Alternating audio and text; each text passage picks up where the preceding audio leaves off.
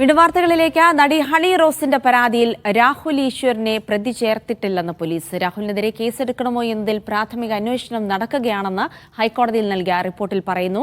നിയമോപദേശത്തിന്റെ അടിസ്ഥാനത്തിൽ തുടർ നടപടി സ്വീകരിക്കുമെന്നും പോലീസ് വ്യക്തമാക്കുന്നു. മോസിന സൂണ്ട് വിവരങ്ങൾ നൽകാനായി. മോസിന, കേസെടുത്തിട്ടില്ലെങ്കിലും രാഹുൽ ജാമ്യാപേക്ഷ മുൻകൂർ ജാമ്യത്തിനായി കോടതിയെ സമീപിച്ചിരുന്നു. ഈ സാഹചര്യത്തിലാണോ പോലീസിന്റെ വിശദീകരണം? മുൻകൂർ ജാമ്യാപേക്ഷയുമായി ബന്ധപ്പെട്ട് ഹൈക്കോടതിയെ രാഹുൽ ഈശ്വർ സമീപിച്ചിരുന്നു. ഇതുമായി ബന്ധപ്പെട്ടാണ് പോലീസിനോട് ഹൈക്കോടതി റിപ്പോർട്ട് തേടിയിരുന്നത്.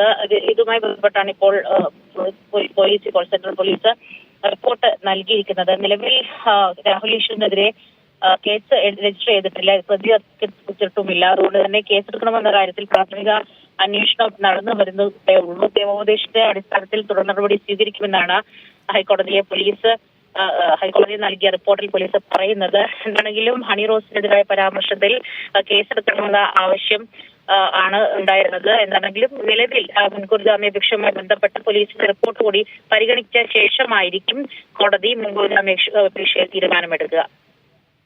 ശരി, മോസിന സുവാണ് വിവരങ്ങൾ നൽകിയത്.